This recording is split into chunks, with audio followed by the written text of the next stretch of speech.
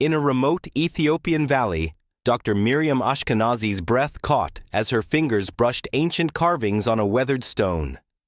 Hebrew letters, faded but unmistakable, told a story long forgotten. "Could this be them?" she whispered, her voice trembling.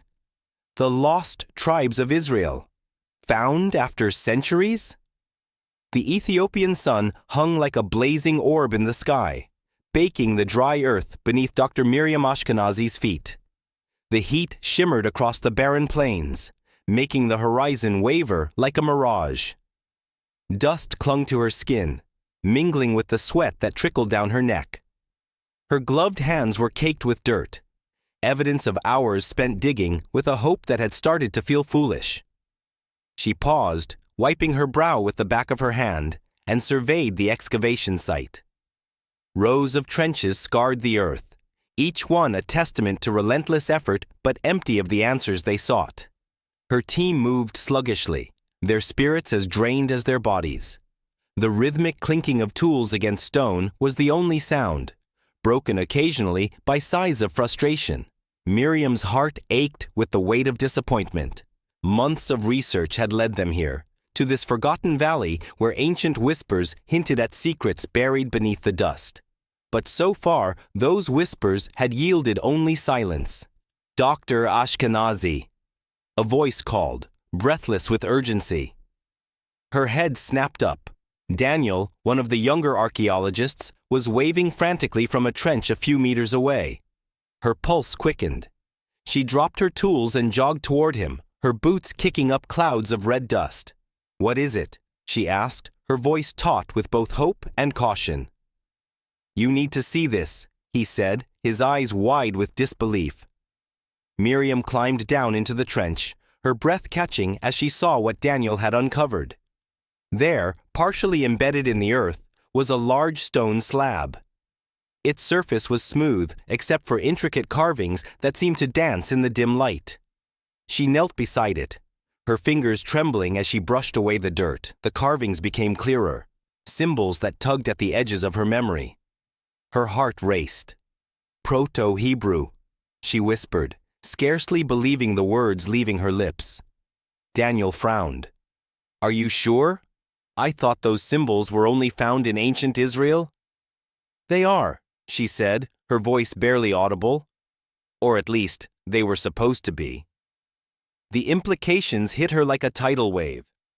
If this truly was Proto-Hebrew, it meant that people from ancient Israel had been here, thousands of miles from where history said they should be. Her mind raced with possibilities. Could this be evidence of one of the lost tribes? Her heart pounded as she traced the carvings, each line and curve telling a story that had been hidden for centuries. The symbols spoke of rituals, of faith carried across vast distances. Miriam felt a strange connection, as though she were reaching across time to touch the lives of those who had once stood here. "We need to document this immediately," she said, snapping back to the present. "Get the cameras, the sketch pads, everything." Daniel nodded and scrambled out of the trench, his excitement contagious. Miriam stayed behind, her fingers still resting on the stone. She closed her eyes, letting the weight of the discovery settle over her. The lost tribes of Israel. It was a story that had captivated historians and theologians alike for centuries. According to ancient texts, 10 of the 12 tribes had vanished after the Assyrian conquest, their fate shrouded in mystery. Some said they had been scattered across the world, their lineage lost to time. Others believed they had found refuge in distant lands, their traditions preserved in secrecy. Miriam had always dismissed such tales as folklore, fascinating but unfounded. Yet here she was, kneeling before evidence that defied everything she had believed. The sun dipped lower in the sky, casting long shadows across the excavation site. Her team worked tirelessly, their earlier fatigue forgotten in the wake of the discovery. Cameras clicked, sketch pads filled with detailed renderings, and measurements were taken with meticulous care. Miriam's mind buzzed with questions. Who had carved these symbols? How had they ended up in this remote valley? And why had no one found them until now? As night fell, the team gathered around the stone, their faces illuminated by the glow of lanterns. The air was thick with anticipation. "What do we do next?" Daniel asked, his voice tinged with awe. Miriam took a deep breath. "We dig deeper. This stone is just the beginning. If there are more artifacts down there, we need to find them." The team nodded, their resolve renewed. Miriam felt a surge of gratitude for their dedication. This was more than just an archaeological dig. It was a journey into the heart of history, chance to rewrite what the world thought it knew. As the night stretched on, Miriam stood alone by the stone, her thoughts a whirlwind. She knew that this discovery would send shockwaves through the academic community.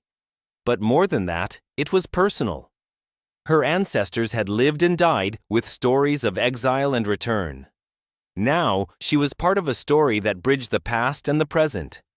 She placed her hand on the stone, the carvings cool beneath her palm. "We've found you," she whispered, "and we won't forget." The wind whispered through the valley, carrying her words into the night. And for the first time in centuries, the voices of the past were heard once more.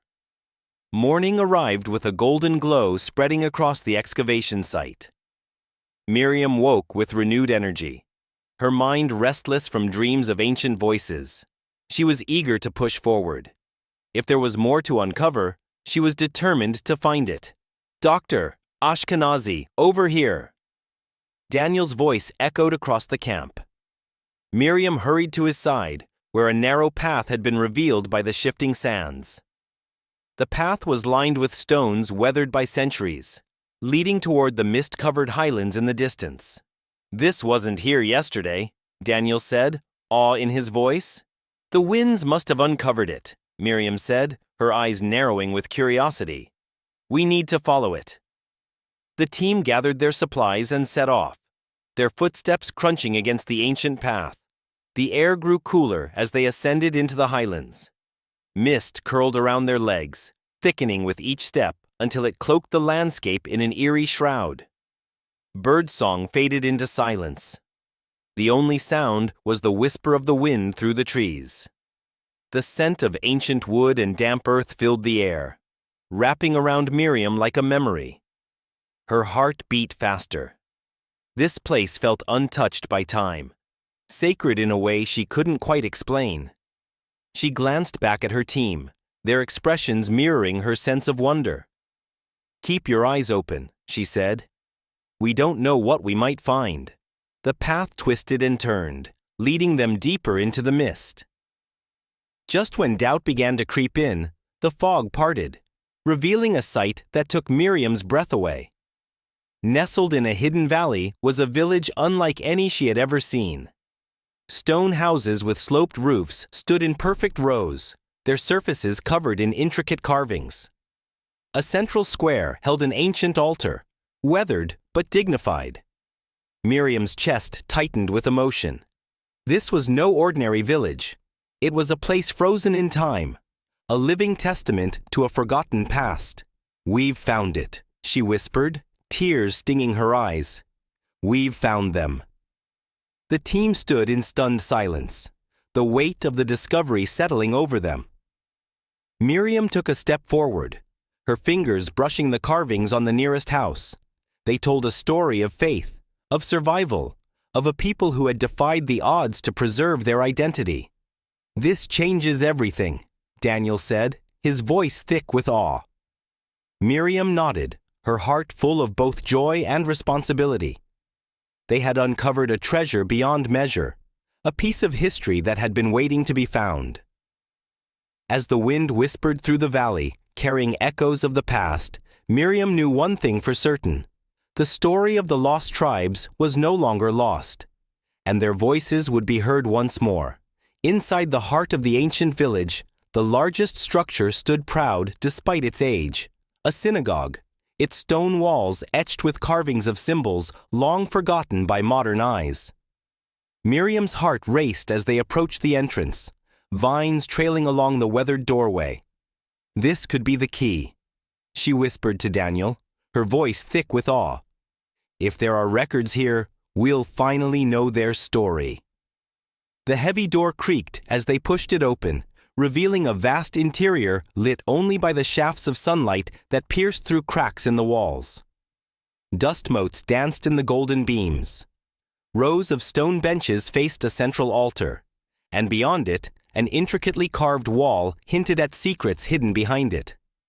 "Over there," Miriam said, pointing to the carvings. "Help me move it." Together, they pressed against the wall. With a groan, it shifted, revealing a narrow staircase spiraling downward. The air grew cooler as they descended, the scent of damp earth and aged parchment filling their senses. At the bottom, a chamber stretched before them, its walls lined with clay jars sealed with wax. The flickering light of their lanterns cast shadows that danced across the ancient room. Miriam's breath caught in her throat. "This is incredible," she murmured. "A hidden library." Carefully, they opened the nearest jar. Inside, a scroll lay. Night had fallen over the camp, casting long shadows across the dig site. The hum of insects filled the heavy air, mingling with the distant rustle of wind through dry grass. Dr. Miriam Ashkenazi stood by the central trench, her breath visible in the cool night air, eyes fixed on the ancient stone slab that had become both triumph and obsession. The discovery had leaked. Miriam wasn't sure how. Perhaps it was an overeager assistant's call home, or perhaps local rumors had spread faster than reason. But what should have been a moment of celebration had taken a darker turn. "Dr. Ashkenazi," Daniel whispered, his voice tight. "There's someone out there." Miriam's pulse quickened. "What do you mean?" He pointed toward the horizon where the faint silhouette of a figure lingered near the perimeter of the site. It was motionless, almost blending into the night. "We need to alert security," she said, trying to keep her voice steady. "I already did, but—" A loud crash echoed through the camp. Tools clattered to the ground, followed by a shout. The team members scrambled, their faces pale in the flickering light of lanterns. Miriam ran toward the commotion, heart racing. Her mind flashed to the ancient warnings inscribed near the village, the ones she had dismissed as superstition. They spoke of a curse for those who disturbed the sacred ground. "Stay calm," she called out, trying to restore order. Daniel was already at the source of the chaos. One of the large tents had collapsed, the metal supports twisted as though by an unseen force. "I saw someone," a worker gasped. "They cut the ropes." The metallic taste of fear coated Miriam's tongue. Shadowy figures, strange accidents. It was too much to dismiss as coincidence. Later that night, as the team gathered in the mess tent, tension hung thick in the air. Faces that had once radiated excitement were now marked by doubt and unease. "We have to consider the possibility that this site is dangerous," Daniel said, breaking the silence. "Maybe we should suspend the dig." Miriam's chest tightened. "We can't abandon this," she said, her voice firm despite the tremor in her hands. "History is at stake." "But at what cost?" another team member asked. "What if the curse is real?" The word hung in the air, heavy and oppressive. Miriam wanted to dismiss it, to cling to reason and logic. But deep down, she couldn't ignore the gnawing fear that had taken root. That night, as she lay in her tent, sleep eluded her. The whispers of the past seemed louder now, echoing through her mind. She thought of the ancient warnings, the figures in the dark, the strange accidents. Her resolve wavered, but she knew one thing for certain. This was no longer just about uncovering history. It was about survival. Miriam clenched her fists, determination hardening within her. She would not let fear dictate their actions. They had come too far to turn back now.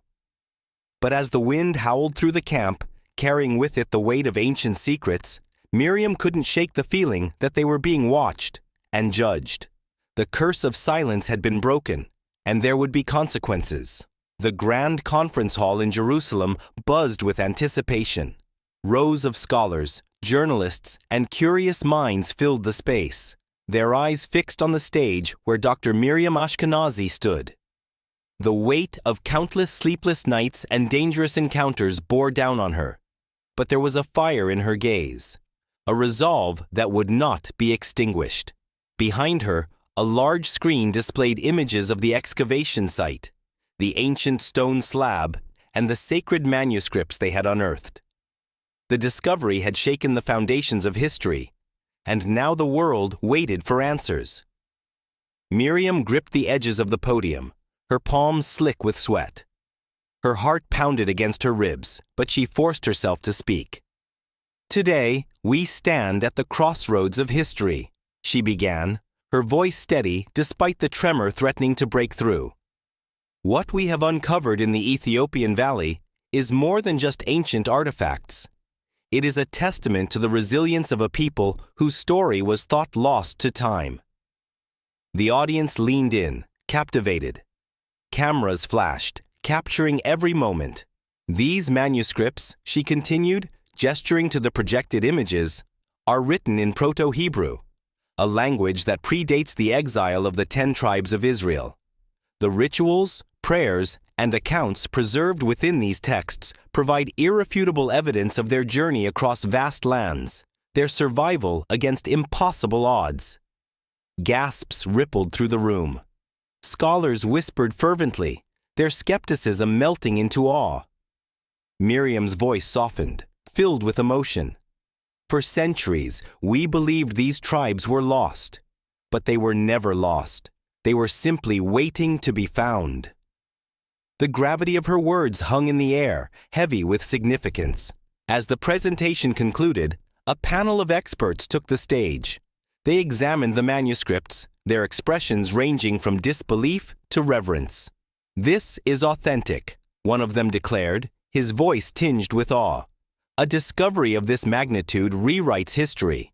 Applause erupted, but Miriam's heart remained heavy. The journey had not been without cost.